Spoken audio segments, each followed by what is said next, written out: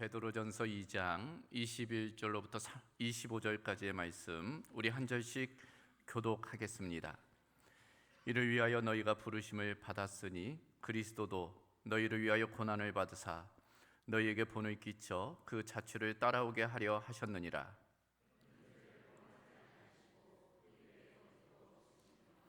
욕을 당하시되 맞대어 욕하지 아니하시고 고난을 당하시되 위협하지 아니하시고 오직 공의로 심판하시는 이에게 부탁하시며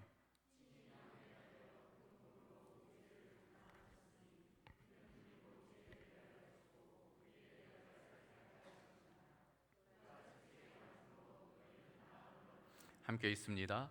너희가 전에는 양과 같이 길을 잃었더니 이제는 너희 영혼의 목자와 감독 되신 이에게 돌아왔느니라. 아멘. 어느 대학병원 휴게실에서 환자들이 모여 서로의 통증, 수술의 고통에 대해서 이야기를 나눴다고 그래요. 먼저 신장결석, 그러니까 담석증 걸린 환자가 그 고통을 이렇게 이야기합니다. 애 낳는 고통보다 더 심하다. 애 낳는 것보다 더 고통스럽다. 그런 이야기를 하는 거예요. 그것을 듣고 있던 디스크 수술을 받은 환자가 나는 뼈를 깎는 고통을 당했다. 그건 아무것도 아니다. 그런 이야기를 해요. 그랬더니 또 그 옆에 있던 사람은 나는 이런 고통이다. 서로의 고통이 크다고 주장들을 하는 거예요. 근데 그 사람들 사이에 한 인물이 있었는데 아무 소리 않고 그저 한숨만 쉬고 있더라는 거죠. 그래서 묻는 거예요. 당신은 뭐 때문에 입원했느냐고? 그랬더니 나는 그런 질병 때문에 온 게 아니라 자식 때문에 왔어요. 내 자식이 지금 가난 말기입니다. 지금 가슴이 찢어지는 그런 고통 가운데 있습니다. 여러분, 이 많은 사람들 중에 누가 가장 고통스러울까요? 우리는 모두 어떤 통증과 아픔을 안고 살아갑니다.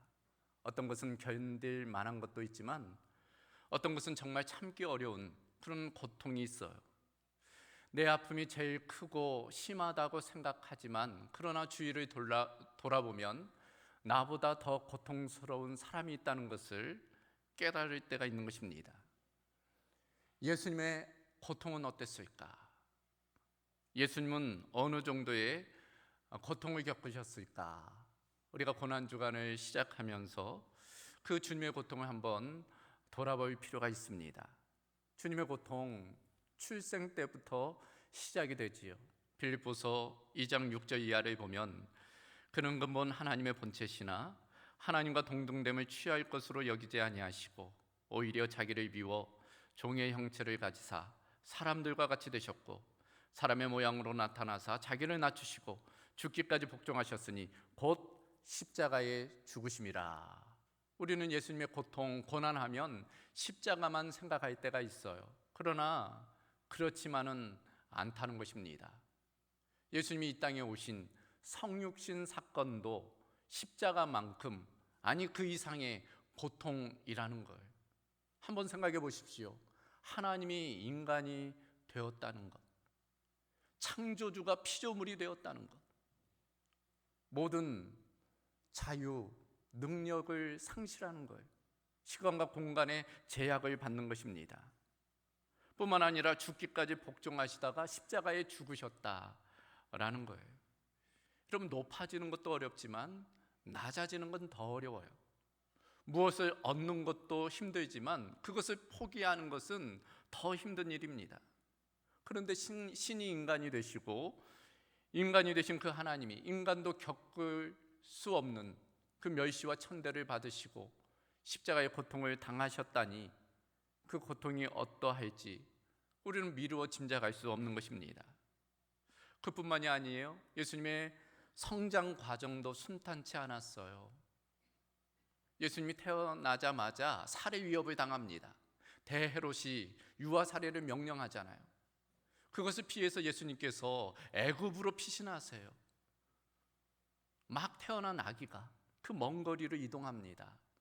그때 수고가 어떠했을지 짐작해 볼 수 있어요. 낯선 타국 생활을 시작하는 거예요.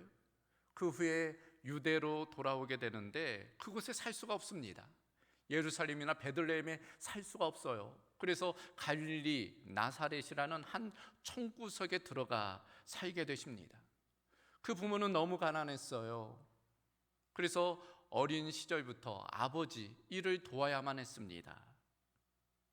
이런 예수님의 고난은 이제 30세가 되어서 본격적으로 시작이 됐죠. 기득권층, 그 지도자들이 예수님을 적대한 거예요. 목숨 걸고 예수님을 죽이려던 것입니다. 공생애 내내 그런 공격들이 이어져요. 끊임없이 예수님을 죽이려고 하는 것입니다. 결국 거짓으로 죄를 덮어 씌워서 예수님을 죽음으로 몰고 가게 하는 것이지요. 그 과정에서의 예수님 고통, 그것은 밖에 있는 것이 아니라 안에 있었어요. 오히려 가까운 사람들이 더 큰 고통을 부여했습니다. 가룟 유다의 경우 예수님을 은 30에 팔아넘기게 돼요. 당시 관례는 돈을 주고 노예를 사면 그날부터 그 노예는 그 주인 마음대로 할 수 있다고 그래요. 때려도 되고 심지어 죽여도 아무 문제가 안 된다는 것입니다. 예수님이 노예 상인에 팔린 게 아니에요. 인신매매범에 팔린 게 아닙니다. 제자가 그 스승을 판 거예요. 그야말로 천륜과 인륜을 깨트린 일이라 할 수 있습니다. 늘 함께 생활했어요. 함께 먹고 함께 자고 함께 같은 꿈을 꿨어요. 얼마나 믿었으면 돈주머니를 맡길 정도였습니다. 그랬던 유다가 어느 날 예수님을 팔아넘긴 거예요. 그것을 안 예수님의 마음의 상처가 얼마나 컸을까. 가룟 유다뿐일까요? 베드로도 마찬가지잖아요. 예수님의 가장 측근입니다. 늘 함께 예수님과 했던 인물이에요. 맨 먼저 제자가 된 인물, 그가 바로 베드로입니다. 그는 늘 예수님 곁에 있었어요. 그리고 기회가 될 때마다 예수님에 대한 사랑을, 그 믿음을 고백했습니다. 저는 절대로 어떤 경우에도 주님을 떠나지 않을 것입니다. 다른 사람은 다 주님을 배반하고 떠난다고 해도 저만큼은 주님을 떠나지 않겠습니다. 주님을 따르겠습니다. 내 목숨을 버릴지언정 주님을 버리지 않겠습니다. 호언장담했던 게 바로 베드로예요. 누가 시켰던 것도 아닙니다. 자기가 자원해서 그런 고백을 했어요. 그랬던 베드로가 예수님이 체포되던 날 밤 예수님을 모른다고 부인해요. 그런 호기로운 장담이 순간 무너져 버린 것입니다. 그날은 유난히 추웠던 것 같아요. 그래서 그 법정의 뜰에 사람들이 모여 옹기종기 모닥불을 쬐고 있었습니다. 그 사이에 베드로도 함께 동참한 거죠. 이야기를 나누던 중에 어떤 한 여인이 그 베드로를 알아보는 거예요. 그러면서 이야기하는 것입니다. 내가 너를 안다. 네가 예수님 측근인 것 내가 안다. 너 예수님과 함께 했던 것 내가 안다. 너의 사투리를 들으니 너 갈릴리 출신 예수당이다 하면서 추궁을 하는 거지요. 순간 베드로가 당황했던 것 같아요. 그러면서 부인하기 시작합니다. 나는 네가 아는 그 사람이 아니다. 나는 예수당이 아니다. 예수라는 인물 나는 모른다. 그에 대해서 나는 아는 바가 없다. 그의 일에 동참한 일도 없다. 무슨 헛소리를 하느냐. 그렇게 발뺌하는 것입니다. 베드로는 한 번도 아니고 3번씩이나 예수님을 모른다고 부인을 했고 더 나아가서는 예수님을 저주하게 되지요. 이와 같이 다른 사람도 아니고 예수님의 제자들 가룟 유다, 베드로, 그들이 자신을 배신하고 부인하고 저주할 때 그 예수님의 마음의 상처가 어떠했을까? 아픔은 그뿐만이 아니죠. 이제 예수님 십자가형을 당하게 돼요. 십자가 지시기 전에 이미 많은 매를 맞습니다. 채찍에 맞으세요. 살점이 드러날 정도로, 뼈가 드러날 정도로 많은 매를 맞으세요. 모욕을 당하십니다. 뺨을 맞고 침뱉음을 당해요. 모욕과 조롱을 당하지요. 그리고 비아 돌라로사, 고난의 길을 따라 십자가 지고 골고다 언덕에 오르셔요. 그리고 그곳에서 대못이 박힙니다. 두 팔, 두 다리에 대못이 박히고 머리에는 가시면류관을 쓰고 나중에는 옆구리에 창이 찌게 되는 거예요. 그때 함께 십자가에 달려있던 양옆의 강도들이 예수님을 조롱하기 시작해요. 네가 메시아라면 한번 너 자신을 구원해봐라, 한번 내려와봐라, 조롱을 하는 거예요. 여러분, 예수님 무슨 반역을 꾀했습니까? 무슨 죄를 지었어요? 무슨 실정법을 위반했습니까? 윤리적인 도덕적인 어떤 잘못을 저질렀어요? 전혀 그렇지가 않잖아요. 그럼에도 불구하고 예수님은 죄도 흠도 티도 없으신데 그와 같이 십자가 고통을 당하셔야만 했습니다. 누가복음 24장 44절 이하를 보면 이때 정오가 되자 하늘의 해가 가리워져요. 어둠이 드리워지게 됩니다. 오후 3시까지 약 3시간 동안 온 땅이 캄캄하게 되는 것입니다. 그리고 이제 예수님이 운명을 맞이하게 되는 거죠.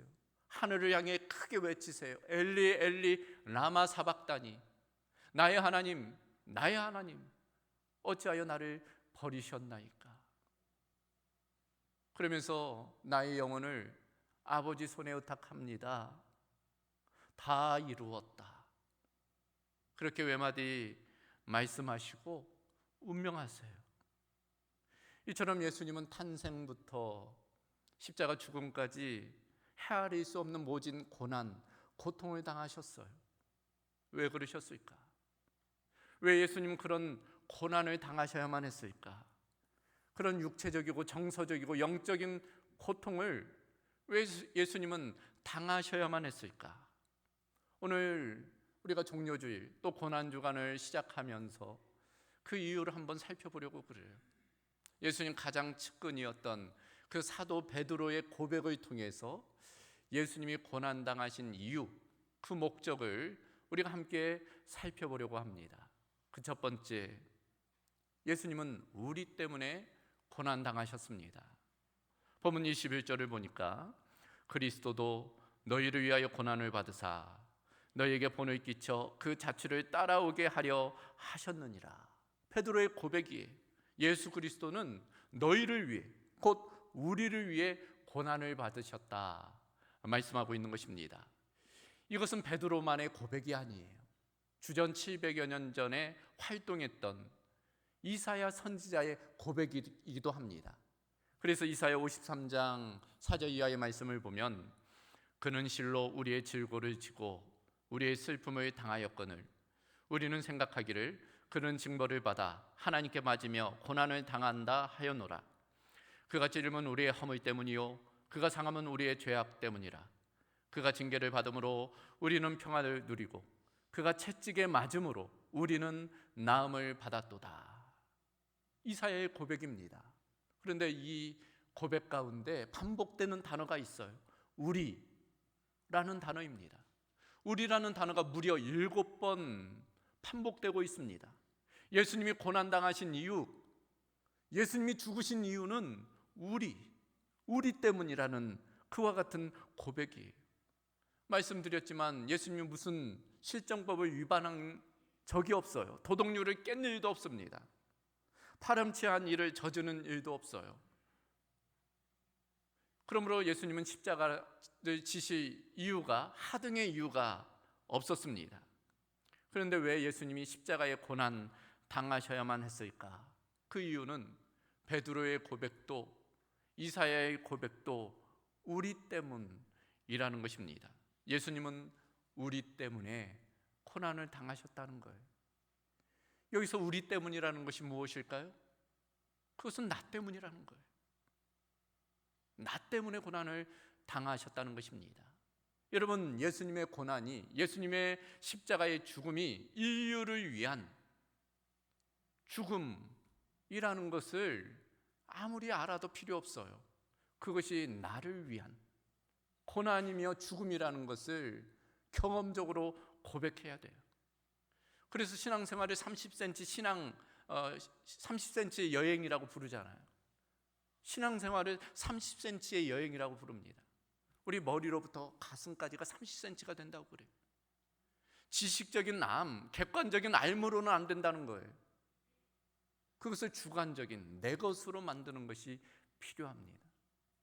예수님은 우리 때문에, 더 꼭 집어 직접적으로는 나 때문에, 예수님은 나 때문에 죽으신 것입니다. 예수님은 우리 때문에, 나 때문에 고난당하셨다는 것이 이사야와 베드로의 고백인 것입니다. 우리의 고백이어야 할 것입니다. 한번 따라해 보겠습니까? 예수님은 우리 때문에 고난당하셨습니다. 예수님은 나 때문에 고난당하셨습니다. 그런 고백으로, 그런 감사로 살아가는 저와 여러분이 될 수 있기를 주님의 이름으로 소망합니다. 두 번째로, 예수님은 왜 고난당하셨는가? 우리의 죄 때문에 고난당하셨습니다.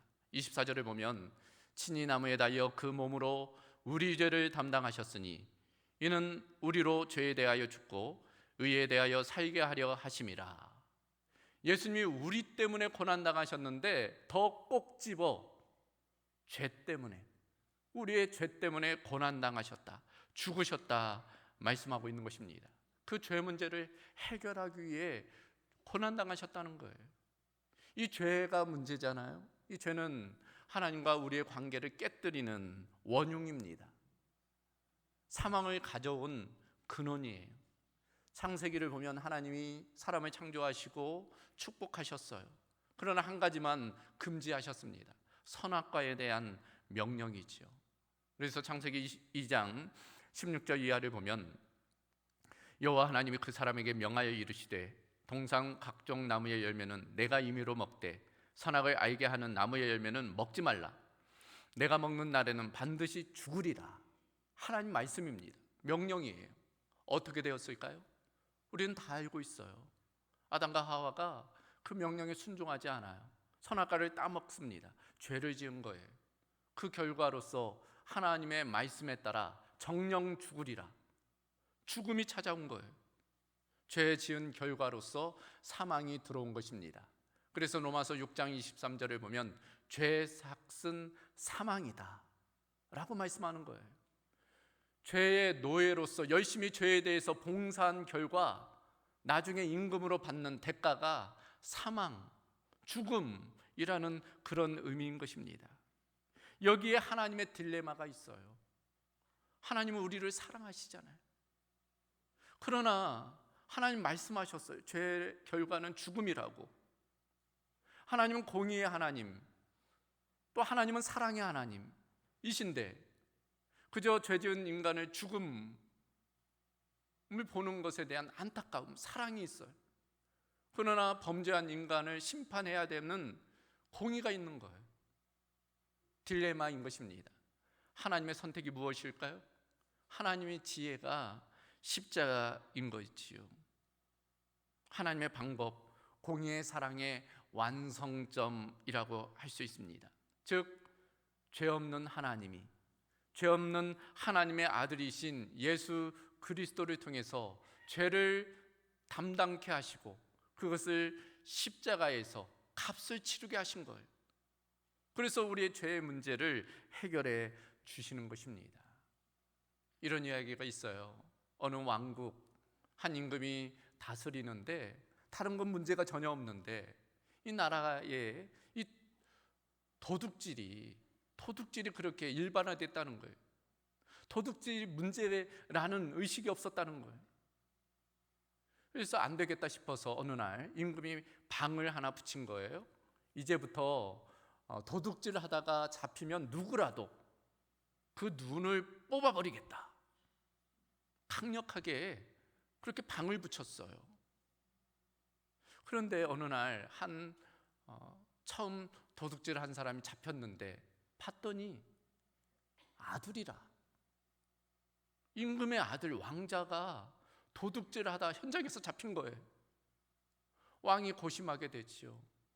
이 아들의 인생을 생각해 보니 그 눈을 빼면 그 인생이 어떻게 되겠어요?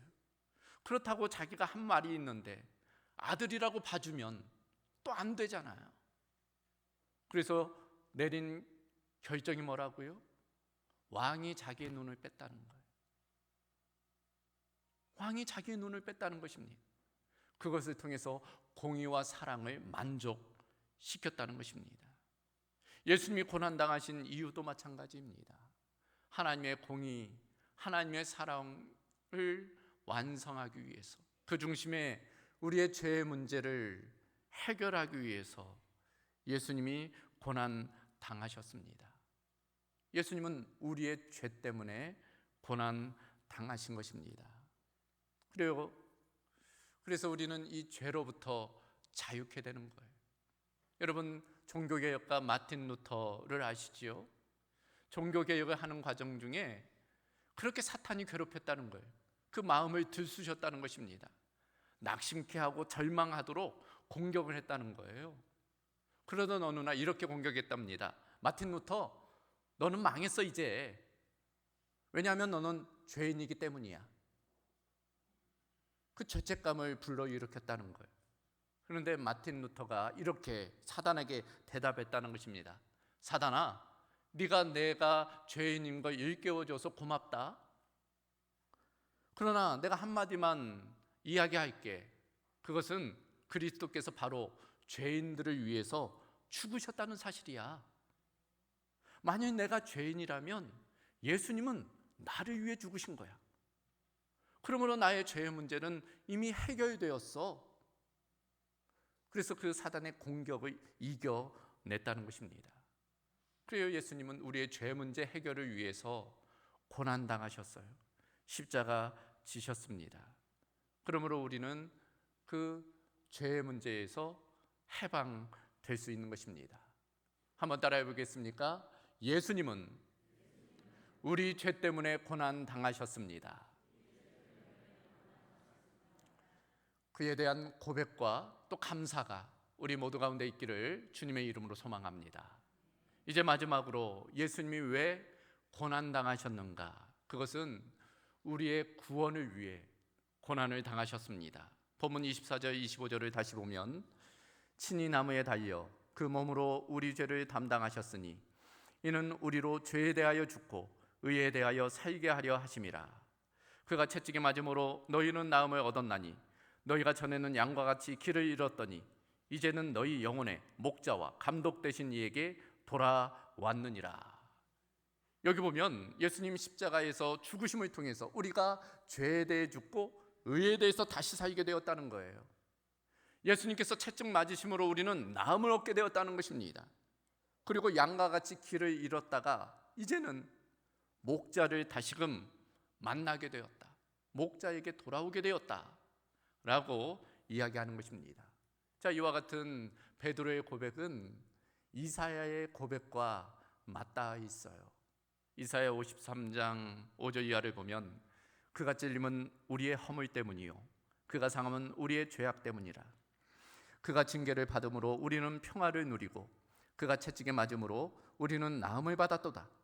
우리는 다 양 같아서 그릇 행하여 각기 제 길로 갔거늘 여호와께서는 우리 모두의 죄악을 그에게 담당시키셨도다.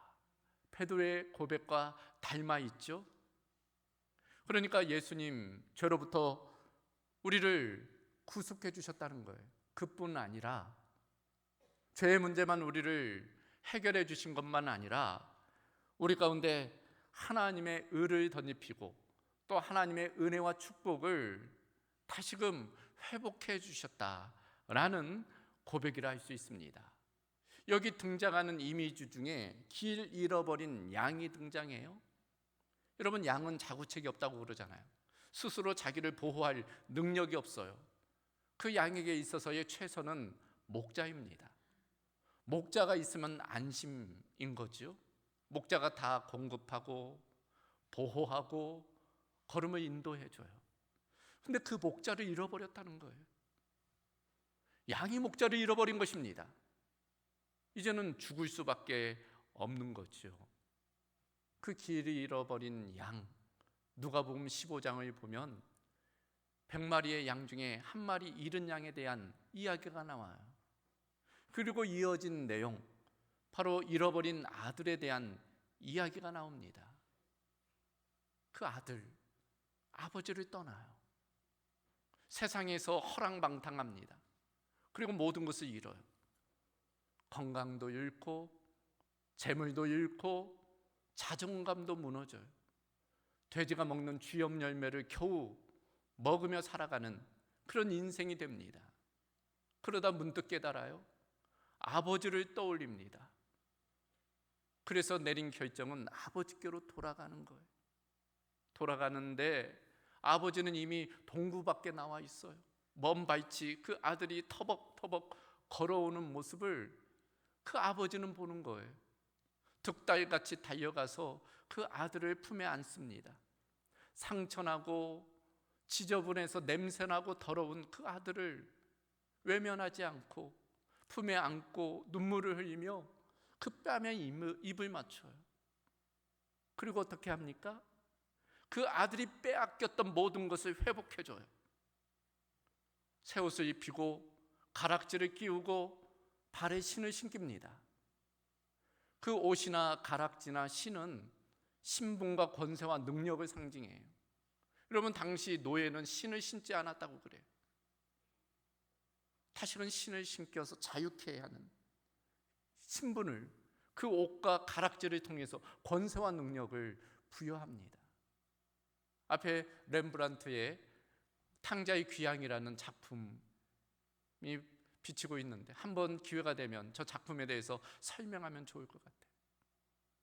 여러분, 이 아들이 잃었던 것이 그 아버지가 모두 회복해 줍니다.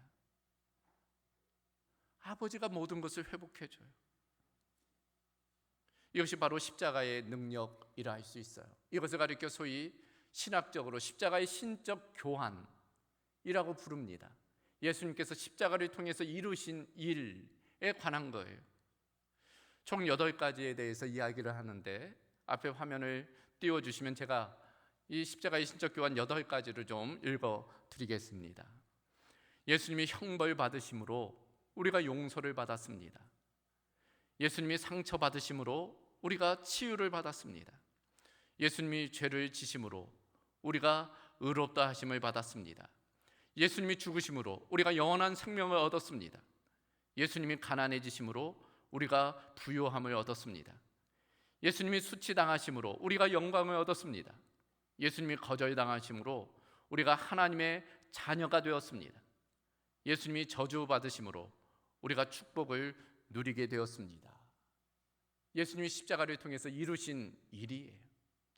그러니까 우리가 죄로부터 묶였던 것으로부터 이제는 자유케 되고 하나님의 그 놀라우신 은혜와 축복을 누리는 삶을 살게 되었다는 거예요. 하나님의 자녀가 되는 권세를 입게 되었다는 것입니다. 이것이 바로 우리를 위한 예수님의 고난의 의미, 십자가의 목적이라 할 수 있습니다. 한번 따라해 보겠습니까? 예수님은 우리의 구원을 위해 고난당하셨습니다. 우리 때문에, 우리 죄 때문에, 우리의 구원을 위해서 예수님은 고난당하셨어요. 이번 주간이 바로 그 예수님의 고난을 기념하는 고난주간입니다. 우리가 그 고난을 묵상하고 그 은혜와 사랑을 우리의 마음 깊이 새기는 절기로 삼아야 될 줄로 믿습니다. 우리를 위해 고난당하시고 또 다시금 부활하신 우리 예수님께 감사와 영광의 박수 올려드리겠습니다. 자, 이제 말씀을 마무리하면서 영상을 하나 시청하도록 하겠습니다.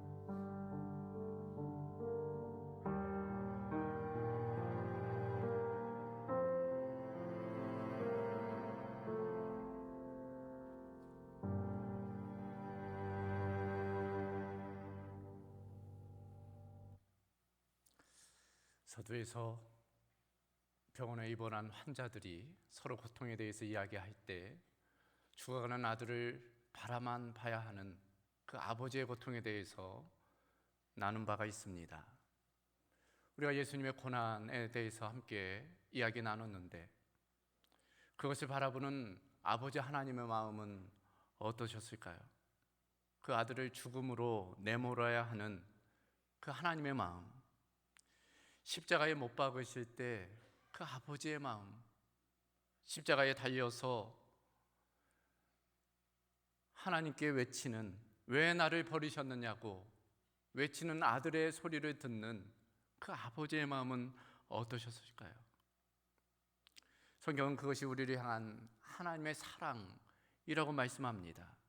우리가 아직 죄인 되었을 때 그리스도께서 우리를 위하여 죽으심으로 하나님께서 우리에 대한 자기의 사랑을 확증하셨다.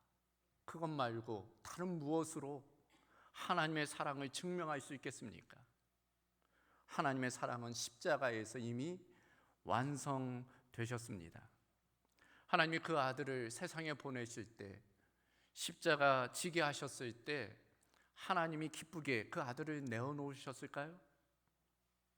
그것을 우리는 알 수 없지만 분명한 것은 하나님께서 그 아들을 내어놓으실 만큼 우리를 사랑하셨다는 사실입니다.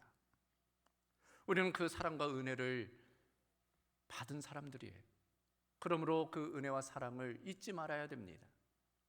평생 그 은혜와 사랑을 마음 깊이 간직하고 그 은혜와 사랑을 노래하며 또 그것을 알지 못하는 사람들에게 그것을 증언하는 증인된 삶을 살아야 할 것입니다. 예수님은 우리 때문에 고난당하셨어요. 예수님은 우리 죄 때문에 고난당하셨습니다. 예수님은 우리 구원을 위해 고난당하셨습니다. 고난주간을 보내며 다시 한번 그 예수님의 사랑과 은혜가, 희생이, 섬김이 우리 마음 가운데 새겨지는 은혜가 있기를, 그리고 그 주님을 따르는 결단이 우리 모두 가운데 있기를 주님의 이름으로 소망합니다.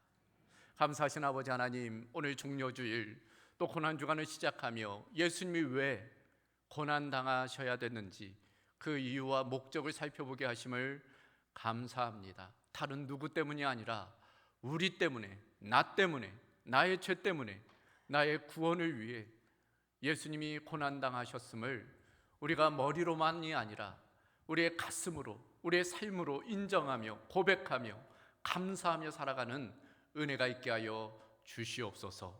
모든 것 주께 감사드리오며 예수 그리스도의 이름으로 기도하옵나이다. 아멘.